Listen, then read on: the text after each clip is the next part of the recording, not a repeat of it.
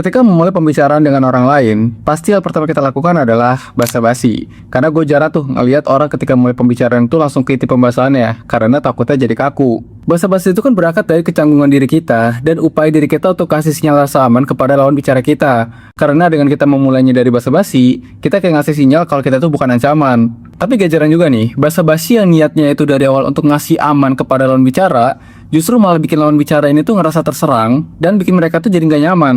Bahkan ada juga loh basa-basi yang bikin si pendengarnya itu tuh justru malah jadi ancaman gitu buat diri dia. Maksud gue tuh gini, sebenarnya tuh ada basa-basi yang menurut gue nggak penting banget jadi basa-basi dan justru malah invasif, bikin orang tuh ngerasa jadi terancam. Mungkin bagi beberapa orang biasa aja ya, tapi sebenarnya secara etika ada beberapa basa-basi yang sebenarnya tuh nggak layak diajukan, apalagi ke semua orang dan tanpa konteks apapun. Mungkin masalah ini juga udah buat risih dari lama nih, cuman ya bisa jadi baik dari kita tuh nggak ngeh gitu, atau mungkin nganggap hal ini tuh jadi hal yang normal karena saking terbiasanya.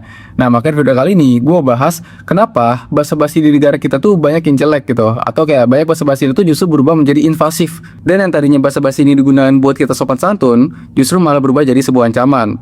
So disimak sampai habis.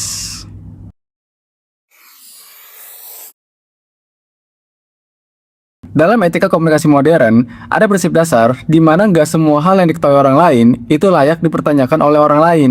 Maksudnya tuh gini, kalau semisal ada orang yang dari awal tuh sharing, ya itu nggak masalah gitu. Tapi jadi masalah itu adalah ketika hal itu tuh dipertanyakan dan itu tanpa konteks apapun. Apalagi orang yang nanya pertanyaan ini tuh nggak ada hak apapun gitu atas pertanyaan yang ditanyain. Kayak misalnya nih, ada temen lu yang mungkin lu nggak begitu deket banget sama dia gitu. Tiba-tiba lu ketemu dan lu ngobrol, sampai pada akhirnya dia nanyain gitu, lu kerja di mana sekarang? Nah biasanya setelah nanya kerja di mana sekarang, biasanya tuh muncul ke pertanyaan lainnya lagi, yaitu adalah gajinya berapa. Padahal sebenarnya itu bukan hak dia gitu buat nanya gaji lu berapa. Dia orang tua lu bukan, dia bos lu bukan gitu kan. Tapi tiba-tiba dia nanyain gaji itu. Walaupun mungkin niatnya dia itu adalah basa-basi doang.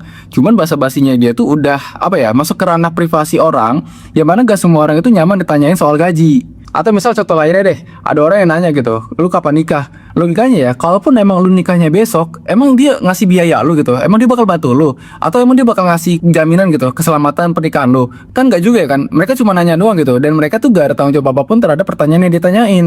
Mungkin di momen tertentu, pertanyaan itu gak jadi masalah, kalau misalnya dibaringin dengan konteks yang jelas. Kayak misal ya kan, lu lagi di tengah obrolan, ya kan, misalnya lu sharing nih soal hubungan atau enggak soal pernikahan, tapi lu nanya pertanyaan ini tuh ke orang yang emang udah nikah.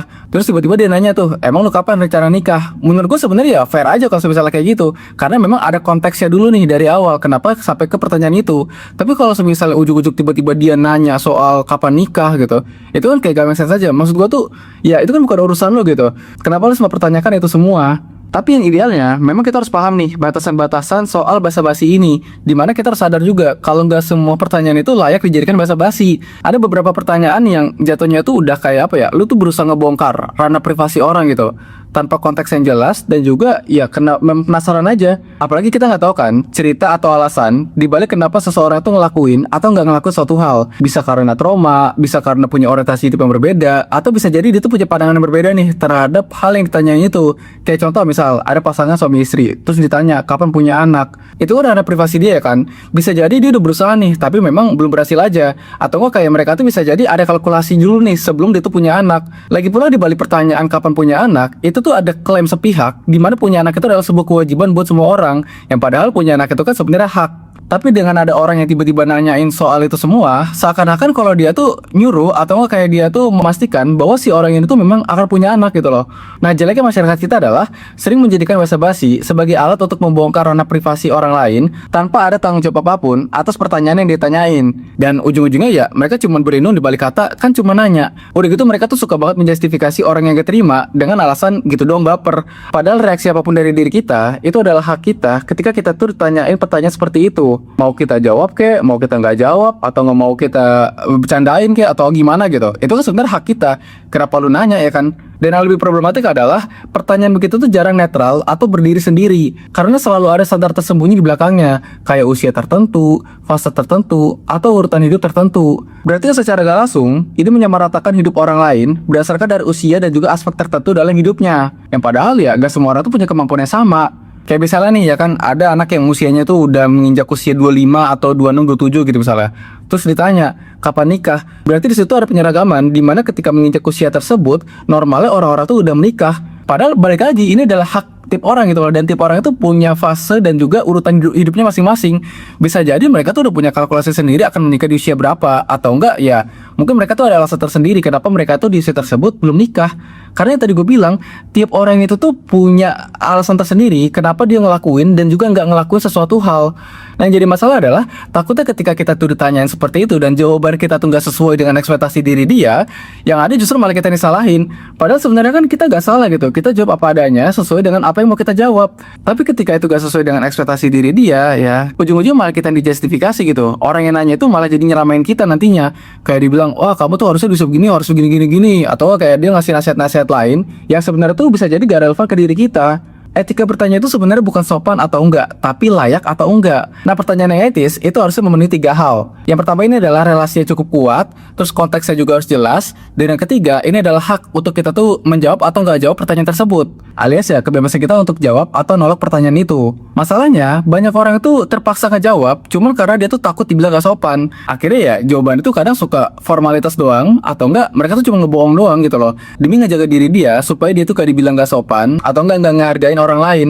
Padahal ya sebenarnya itu semua kan adalah hak kita gitu. Mau kita jawab kek, mau kita nggak jawab ya kan, kayak tadi gue bilang gitu. Atau mau kita bercandain, itu hak kita sebenarnya. Apalagi nih ya, orang tuh banyak yang nanya cuma untuk mengkonfirmasi asumsi diri mereka aja.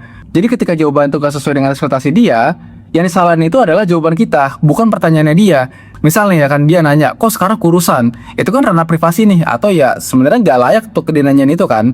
Terus bisa dijawab nih ya kan sama kita bilang, ya nih lagi banyak kerjaan gitu kan. Terus dia malah bilang lagi, udah makanya jangan stres-stres banget.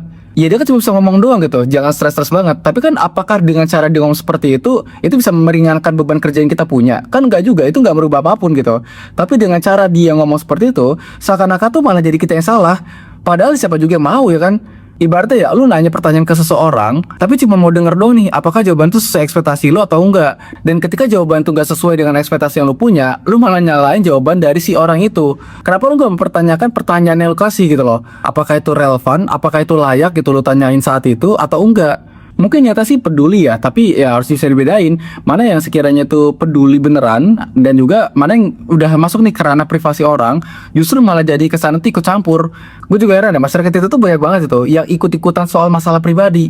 Ya padahal sebenarnya gak semua hal itu tuh berhak gitu, atau enggak lu tuh gak harus tahu semua hal terhadap diri kita gitu. Ada beberapa hal yang sebenarnya tuh lu gak perlu tahu, tapi anehnya itu semua tuh dilindungin dengan kata ya cuma nanya, basa-basi, atau enggak cuman bentuk kepedulian gitu. Mereka tuh gak bisa bedain mana yang peduli dan mana ya kesannya ikut campur. Lalu siapa yang pro? Memang basa-basi itu adalah sebuah senjata yang kuat untuk kita tuh memulai komunikasi dengan orang lain ya, dan memang ya fungsi dari basa-basi tersebut tuh sangat-sangat powerful gitu. Tapi kita harus tahu juga nih bahwa gak semua hal itu tuh layak kita pertanyakan, apalagi kita tuh berlindung di balik kata basa-basi. Karena ya tadi gue bilang gak semua basa-basi itu layak dijadikan basa-basi. Ini bukan soal sopan santun atau enggaknya, tapi layak atau enggak pertanyaan tersebut ditanyain. Apalagi kalau misal pertanyaan itu ditanyain tanpa konteks tertentu dan kesannya itu justru malah berpotensi untuk nyudutin orang lain, ya lebih baik pertanyaan itu tuh gak usah ditanyain. Maksud gue tuh gini, kalaupun emang lu tahu jawabannya gitu ya lu kan gak bantu apapun gitu kan, kecuali kalau misalnya si orang itu tuh sharing duluan gitu, atau dia curhat duluan lah terhadap diri dia gitu, masalah diri dia, baru lah tuh mungkin kalau misalnya lu pengen nanggepin itu ya lu bisa tanggepin itu. Cuma kalau misalnya gak ada konteks apapun gitu ya, tiba-tiba lu nanyain ranah personal, kayak lu nanyain gajinya berapa, terus nanyain kapan nikah, kapan punya anak, atau enggak pertanyaan-pertanyaan personal lainnya gitu ya, ya menurut gue itu gak perlu dipertanyakan juga gitu loh, sampai sekepo itu banget. Ditambah lagi kalau misalnya lu tuh gak deket banget sama orang itu. Gue pribadi aja ya, walaupun gue tuh punya temen yang deket banget gitu, yang bahkan udah sampai ya deket banget lah gitu, gue aja tetap gak mau gitu nanya ranah personal diri dia kalau misalnya gak ada konteks apapun. Kecuali kalau misalnya dicurhat duluan gitu, misalnya dia curhat soal kerjaan dia ya kan, terus juga dia curhat masalah keluarga dia gitu, ya baru lah tuh kita bisa diskusiin soal itu. Cuma kalau misalnya dia tuh gak mulai duluan, atau nggak kayak gue duluan yang nanyain itu, ya menurut gue tuh gak etis aja.